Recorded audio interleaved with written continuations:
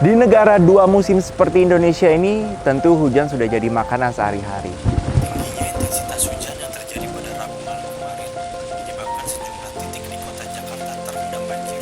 Kalau sudah masuk yang namanya musim hujan, bahkan bencana seperti banjir pun sudah harus dapat kita antisipasi. Lalu, apakah mobil listrik murni seperti Ioniq Electric ini aman dipakai di sini? Kalau sampai terpaksa harus melewati genangan banjir, bagaimana?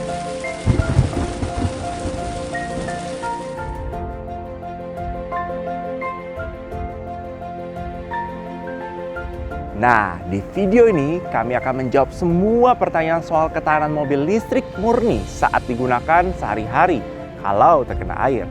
Spoiler, tenang, aman kok. Ini pertanyaan yang paling sering ditanya kalau berbicara soal mobil listrik. Bisa kena hujan nggak sih? Benar memang, listrik dan air bukan kombinasi yang baik. Tapi tenang, Ioniq dan Kona Electric ini tidak sesimpel barang elektronik yang langsung bisa kena korslet kalau terkena air kok.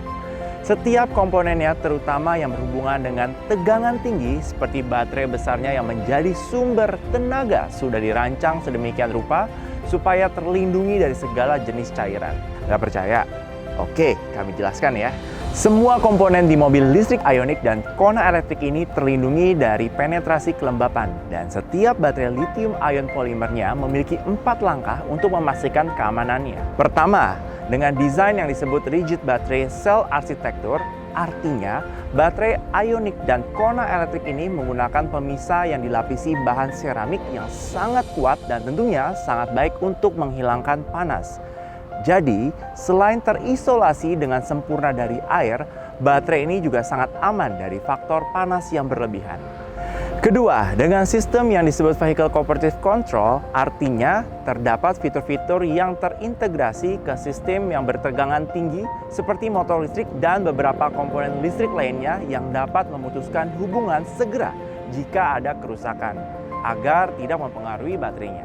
Ketiga, dengan Active Protection yang disebut Battery Management System, sistem ini selalu memonitor keadaan baterainya sehingga jika terdeteksi ada anomali, baterainya bisa langsung dikontrol mati atau nyala secara otomatis menggunakan relay.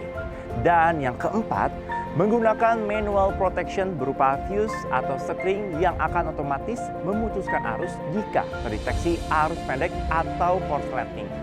Jadi tenang, mau itu hujan gerimis, hujan deras, badai, atau hal sesimpel mencuci mobilnya sama sekali tidak akan mempengaruhi komponen kelistrikannya di mobil listrik ini. Aman kan?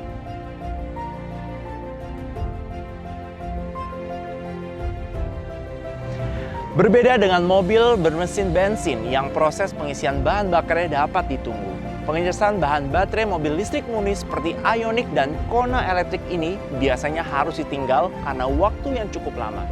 Lalu seandainya sedang proses charging dan tiba-tiba hujan, apakah aman?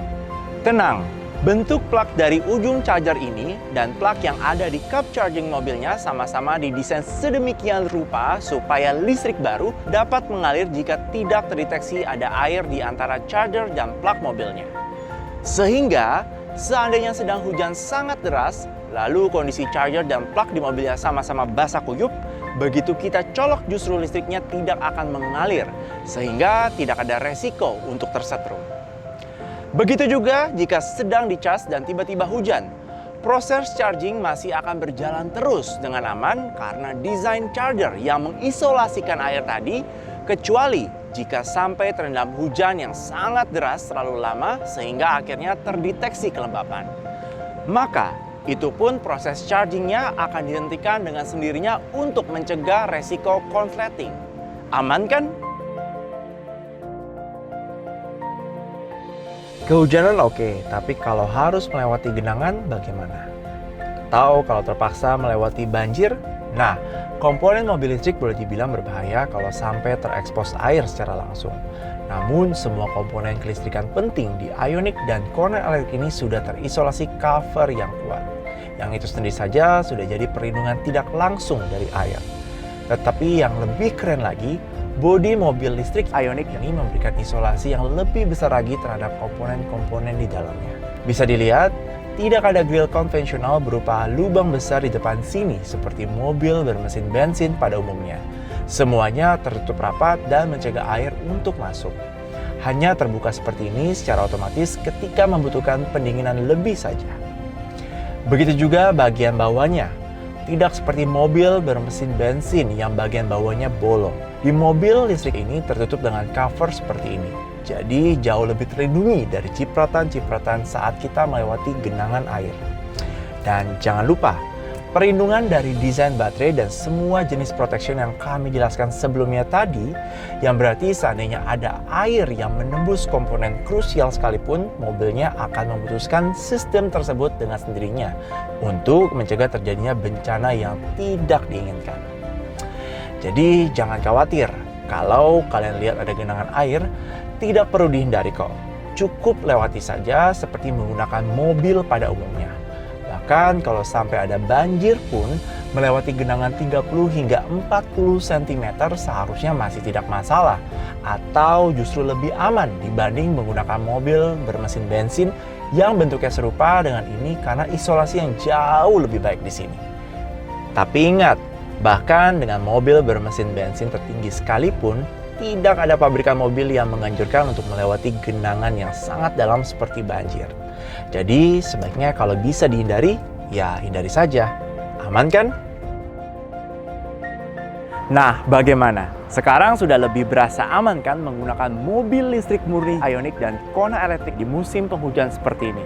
Atau ketika harus melewati hujan deras maupun genangan,